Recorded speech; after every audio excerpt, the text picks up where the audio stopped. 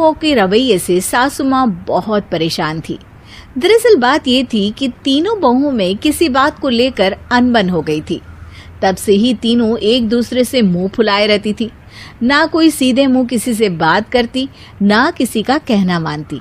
पड़ोसी भी इस बात को जानते थे और जाने कैसे कैसे बातें भी करते। इसीलिए सासू माँ ने तीनों बहुओं को तुरंत अपने कमरे में बुलाया। मैं कई दिनों से देख रही हूँ, तुम तीनों अलग अलग सारे काम कर रही हो। ये सब नहीं चलेगा, तीनों को मिलकर ही काम करना पड़ेगा। सास की बात सुनकर एकदम से बड़ी बहू बोल उठती है। नहीं मम्मी जी, मैं इन दोनों के साथ कुछ नहीं कर सकती। मैं इस घर की बड़ी बहू हूँ, फिर भी ये मेरा कहना बिल्कुल भी नहीं मानती। अरे जेठानी जी, जानबूझकर मुझे डबल काम करवाती है आप। और छोटी मुझसे टेढ़े मुंह ही बात करती है। इन दोनों के बीच हमेशा सैंडविच बन जाती है मेरी, और मैं हमेशा आलू की तरह बीच में मसली जाती हूँ। मम्मी जी, इन दोनों को लगता है कि मैं छोटी हूँ तो इनके पैरों तले दब जाऊंगी, लेकिन नहीं, मेरा भी उतना ही अधिकार है जितना इन दोनों का है। बड़ी आई दोनों मेरी चुगली करने के लिए, मुझे क्या कम समझ रखा है। तीनों बहू एक दूसरे से बहस करने लगती है और सास दोबारा ये देखकर टेंशन में आ जाती है और सबसे कहती है, चुप हो जाओ, अब से तुम तीनों सारे काम एक साथ करोगी। आंख बंद करके एक दूसरे की बात सुनोगी।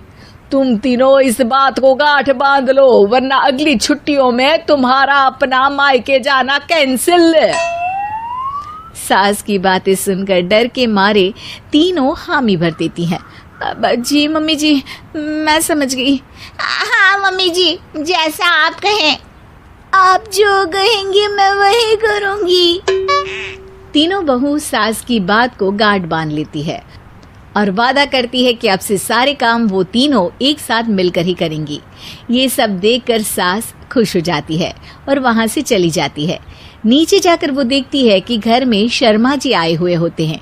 सास जोर से आवाज लगाकर कहती है, अरे बहू, जरा चाय बनाकर तो लाना, शर्मा जी आए हैं। सास की बात सुनकर तीनों बहू तुरंत किचन की ओर भागती है और चाय बनाना शुरू कर देती है। मुझे तो एकदम मसाले वाली कड़क चाय पसंद है, तो हम शर्मा जी के लिए मसाले वाली चाय ही बनाएंगे। अरे नहीं दीदी, गर्मी के मौसम में मसाला चाय कौन पीता है? मैं तो शर्मा जी के लिए इलायची वाली चाय ही बनाऊंगी। ये कैसी बात कर रही हैं आप दोनों? मेरी मम्मी ने सिखाया है कि मेहमान को ज्यादा दूध और शक्कर वाली चाय देनी चाहिए, वरना वो घर वालों को कंजूस समझते हैं। तो मैं तो शर्मा जी को ऐसी ही चाय दूंगी। तीनों बहुएं अपने अपने तरीके से चाय में शक्कर, मसाला, पत्ती सब डाल देती है। उबलने के बाद तीनों मिलकर चाय बाहर लेकर जाती है और शर्मा जी और सासू माँ को देती हैं। चाय पीने के बाद शर्मा जी सासू माँ को देखकर शर्मा जाते हैं और शर्मिंदा महसूस करते हैं कि आखिर उन्होंने चाय पीने के लिए हामी क्यों भरी। सासू माँ भी चाय पीना शुरू करती है और कहती हैं, अरे बहू, ये कैसी चाय बनाई है? चाय है या मीठे दूध की बासुंदी? हाँ, चाय अच्छी नहीं लगी क्या? कोई बात नहीं, हम पराठा बनाकर लाते हैं। चलो चलो अंदर। हाँ चलो। हाँ, आती हूँ मैं भी। नहीं, मेरा पेट चाय ने ही चौपट कर दिया, वही काफी है। पराठे से पोपट नहीं करवाना, मैं तो चलता हूँ। शर्मा जी चुपचाप पतली गली से निकल जाते हैं। अगले दिन सास बहुओं से कहती है, अरे बहू, जाओ जाके ऊपर के गेस्ट हाउस की सफाई कर दो। कल हमारे यहाँ मेरे दूर के रिश्तेदार आने वाले हैं, तो पूरे कमरे को चमका देना, समझी? तीनों बहू सास की बात को मानकर ऊपर सफाई करने चली जाती हैं और तीनों कमरे की सफाई चालू कर देती है। बड़ी बहू मकड़ी के जाले साफ करती है, तो बीच वाली झाड़ू लगाना और छोटी वाली सर्फ डालकर जमीन धोना शुरू कर देती है।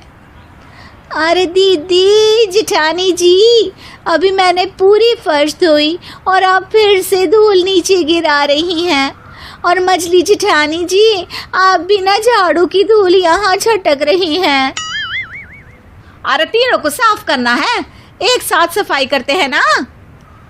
अरे वही तो, हम साथ साथ हैं, घर साफ साफ है। तीनों बहू ऐसे ही काम में उलझ जाती है और 2 घंटे तक एक ही कमरे की सफाई करती रहती है। बहुत देर से अपनी बहुओं को ना देखने के कारण सास ऊपर कमरे में उन्हें देखने जाती है, लेकिन कमरे में घुसते ही वो गीली फर्श पर फिसलने के कारण नीचे गिर जाती है। ओरी मोरी मैया, हड्डी मरोड़ के रख दी। आए मेरी तो कमर ही टूट गई रे। तीनों बहुएं सास को उठाती हैं और बिस्तर पर सुला देती है। अरे मेरे हाथ पैर दर्द कर रहे हैं, दबा दो, आराम मिलेगा। हाँ जी माँ जी। अरे जी माँ जी, जी माँ जी। और तीनों बहुएं एक साथ सास के हाथ को दबाना शुरू कर देती हैं।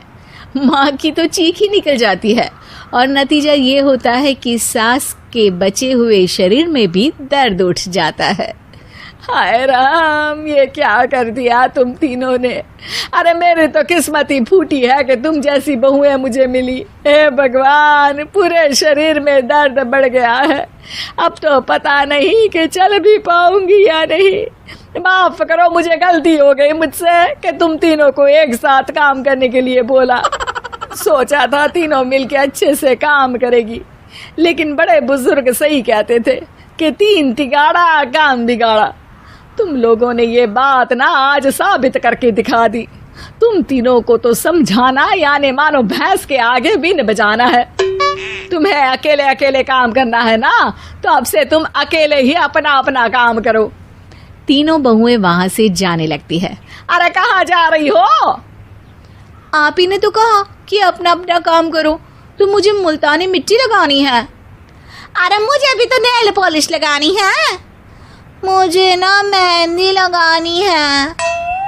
सास अपना सर पीट लेती है और कहती है, अरे मुझे भी लगाना है कुछ। क्या माँ जी? क्या माँ जी? क्या माँ जी?